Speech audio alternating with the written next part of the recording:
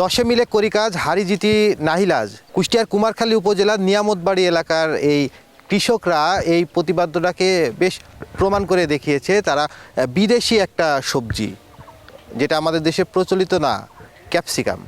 এই ক্যাপসিকাম চাষ করছে তারা বাণিজ্যিকভাবেই, তারা এই ক্যাপসিকামটা চাষ করছে। একার পক্ষে যেটা প্রায় অসম্ভব, তারা প্রায় 29 জন কৃষক মিলে একটা সমিতি এবং একটা সংগঠনের মাধ্যম দিয়ে তারা এবারে এই ক্যাপসিকামের চাষ করছে। মালচিং সহ কৃষির আধুনিক প্রযুক্তি ব্যবহার করে নিরাপদ উপায়ে তারা এই ক্যাপসিকামের চাষ করছে। কৃষকরা স্বপ্ন দেখছে যে এই ক্যাপসিকামের চাষটা আরও বৃদ্ধি পাবে এবং এখান থেকে তারা বেশ ভালো লাভবান হবেন।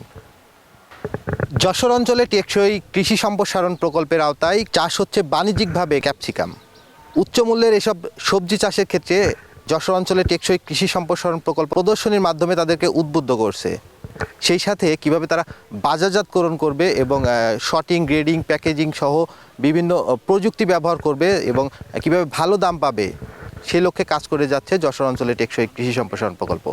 আমরা এই ক্যাপসিকামের পুরো চাষ পদ্ধতিটা দেখব, কিভাবে তারা চাষ করে, জমি প্রস্তুত থেকে শুরু করে একদম ভোক্তার হাত পর্যন্ত এই ক্যাপসিকাম কিভাবে তারা সরবরাহ করে।